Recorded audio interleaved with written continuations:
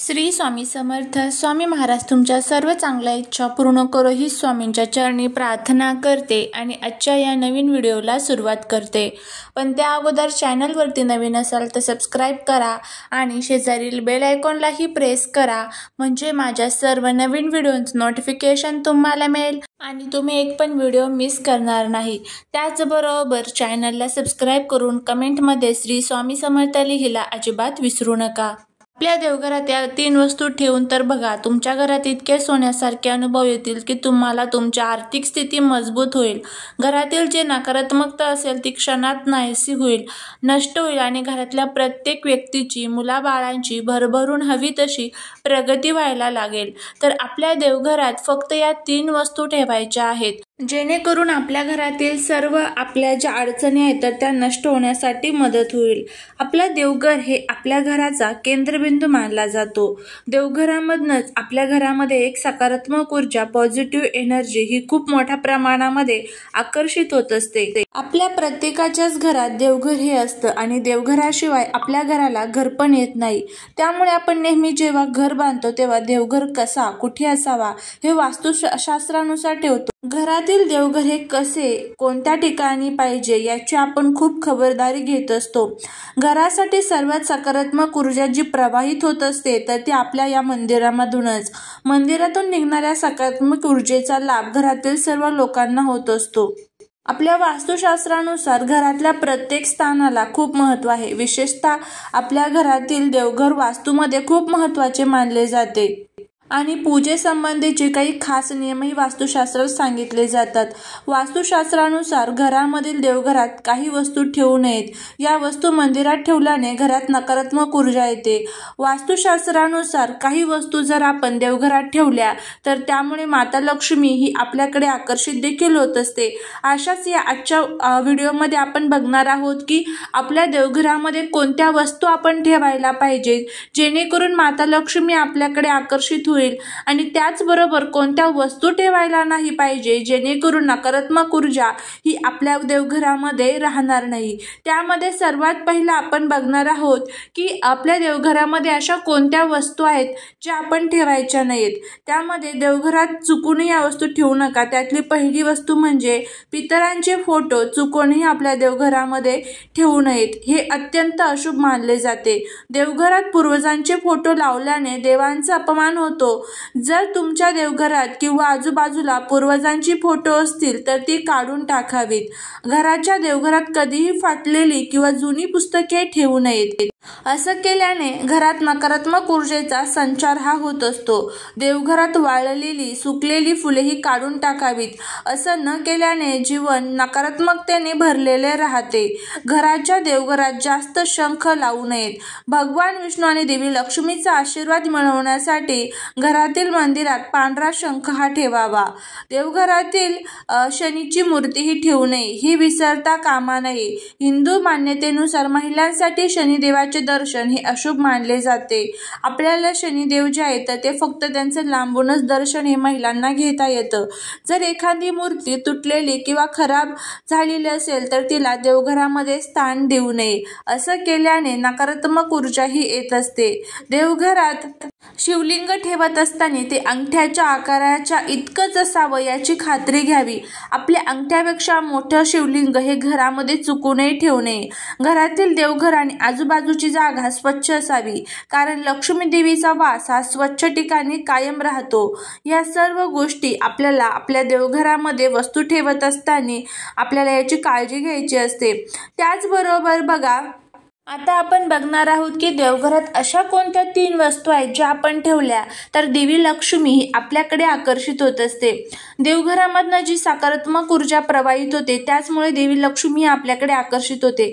जर घरामध्ये सतत नकारात्मक ऊर्जा, भांडण, कटकट, वादविवाद होत असेल घरामध्ये तर त्या घरात देवी लक्ष्मी कधीच स्थायी स्वरूपामध्ये निवास करत नाही. त्यामुळे नेहमी एक सकारात्मक पॉझिटिव्ह एनर्जी आपल्या देवघरामध्ये असायला पाहिजे आणि आपल्या घरामध्ये सुद्धा असायला असायला पाहिजे। त्यामध्ये काही महत्त्वाच्या वस्तू आहेत ज्या आपण आपल्या देवघरामध्ये ठेवायलाच पाहिजे। त्यामध्ये सर्वात पहिली जी वस्तू आहे ती म्हणजे गंगाजल। हिंदू धर्मात गंगा नदीला अनन्यसाधारण महत्त्व आहे। आपल्या संस्कृतीनुसार गंगेला प्राणदायिनी आणि जीवनदायिनी मानले जाते। तिच्या पाण्याला देखील खास महत्त्व आहे। याच गंगाजलाचे विशेष महत्त्व आहे, म्हणून प्रत्येक पूजा घरात लहान पितळेच्या किंवा चांदीच्या भांड्यात गंगाजल ठेवावे आणि रोज त्याची पूजा करावी। पौर्णिमा किंवा एकादशी यासारख्या शुभ दिनी संपूर्ण घरात गंगाजल शिंपडणे खूप पवित्र मानले जाते। त्यानंतर पुढची जी वस्तू आहे ते म्हणजे मोरपंख। आपली संस्कृती आणि पौराणिक मान्यतेनुसार मोरपंख भगवान श्रीकृष्णाचा अंश मानला जातो। पूजा घरात मोरपंख ठेवणे चांगले मानले जाते। मोरपंख पूजा घरात असल्याने कोणाची वाईट नजर घरावरती पडत नाही अशी मान्यता आहे। त्यानंतर पुढची जी तिसरी वस्तू आहे ते म्हणजे गोमूत्र। गायीला हिंदू धर्मात पूजनीय आणि देवीचे स्थान देण्यात आलेले आहे। गायीमध्ये 33 कोटी देवी देवतांचा वास असतो। गायीचे दूध, शेण आणि गोमूत्र यांना देखील धार्मिक आणि आरोग्याच्या दृष्टीने महत्त्व आहे। गोमूत्राचा उपयोग पूजा करताना देखील केला जातो। तसेच गोधृत शुद्ध पूजेसाठी महत्त्वाचे मानले जाते। जरी तुम्ही याचा रोज वापर केला नाही तरी या दोन्ही वस्तू आपल्या देवघरामध्ये असणे खूप महत्त्वाचे असते। त्यानंतर पुढची वस्तू आहे ते म्हणजे शंख। पूजा करण्याच्या जागेवर शंख असणे महत्त्वाचे मानले जाते। दक्षिणवाती शंखाच्या आवाजाने तुमच्या घरातील सर्व प्रकारची नकारात्मक शक्ती नष्ट होते। शंख असल्याने आजूबाजूचे वातावरण भक्तिमय होऊन जाते। गुरुवारी दक्षिणवर्ती शंखाने भगवान विष्णूंची पूजा केल्याने शुभ फळाची प्राप्ती होते। पुढची वस्तू आहे ते म्हणजे शालिग्राम। शालिग्राम देखील घरातील देवघरामध्ये असला पाहिजे आणि शालिग्राम पूजेमध्ये असल्यामुळे रोज त्याची नियमितपणे पूजा करून तुळशीचे पान अर्पण केल्यामुळे भगवान विष्णूंची आपल्यावरती कृपा प्राप्त होत असते। असे केल्याने भगवान विष्णूंच्या सर्व अवतारांचा आशीर्वाद मिळतो।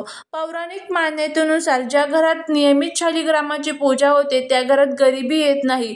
देवी लक्ष्मी सदैव त्या घरामध्ये निवास करत असते, कारण देवी लक्ष्मीला सर्वात प्रिय काय आहे तर ते भगवान विष्णूंची केलेली सेवा। त्यानंतर पुढची जी सर्वात महत्त्वाची वस्तू आहे ते म्हणजे श्रीयंत्र।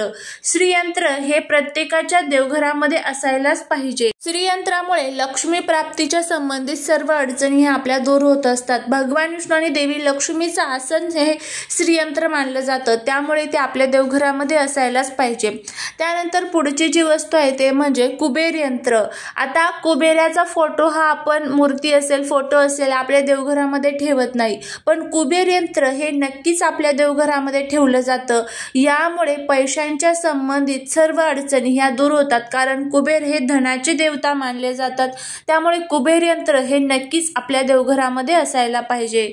त्यानंतर पुढची जी वस्तू आहे ते म्हणजे रुद्र यंत्र। रुद्र हे भगवान शिवाचं प्रतीक मानलं जातं आणि रुद्र यंत्र जर घरामध्ये असेल तर वाईट शक्ती काय तर कोणतीच जी नकारात्मक शक्ती आहे तर ती आपल्या घरात प्रवेश करणार नाही। मनातील इच्छा पूर्ण होतील, आजारपण हे आपलं घर सोडून जाईल, इतकं प्रभावी हे रुद्रयंत्र असतं। तर रुद्रयंत्र देखील आपण आपल्या देवघरामध्ये ठेवलं पाहिजे। त्यानंतर पुढची जी वस्तू आहे ते म्हणजे कवड्या। 5 पिवळ्या किंवा पांढऱ्या कवड्या ज्या आहेत त्या आपण नक्कीच आपल्या देवघरामध्ये ठेवाव्या। कवड्या ह्या देवी लक्ष्मीचं प्रतीक आहे। कवड्यांची उत्पत्ती ही समुद्र मंथनामधून झालेली आहे। त्याचबरोबर गोमती चक्र सुद्धा तुम्ही तुमच्या देवघरामध्ये ठेवू शकता। तर आता यातल्या कोणत्याही वस्तू 3 तुम्ही तुमच्या देवघरामध्ये ठेवायच्या आहेत, यामुळे तुम्हाला त्याचे खूप चांगले फायदे होतील। तर नक्की ह्या वस्तू ज्या आहेत त्या देवघरामध्ये ठेवण्याचा प्रयत्न करा, नक्कीच तुम्हाला त्याचा फायदा होईल। झालेली सेवा या महाराजांच्या चरणी रुजू करते। व्हिडिओ जर आवडला असेल तर लाईक, शेअर आणि सबस्क्राईब करायला विसरू नका। भेटूया पुढच्या एका छानशा नवीन व्हिडिओ सोबत, एका नवीन माहिती सोबत। श्री स्वामी समर्थ।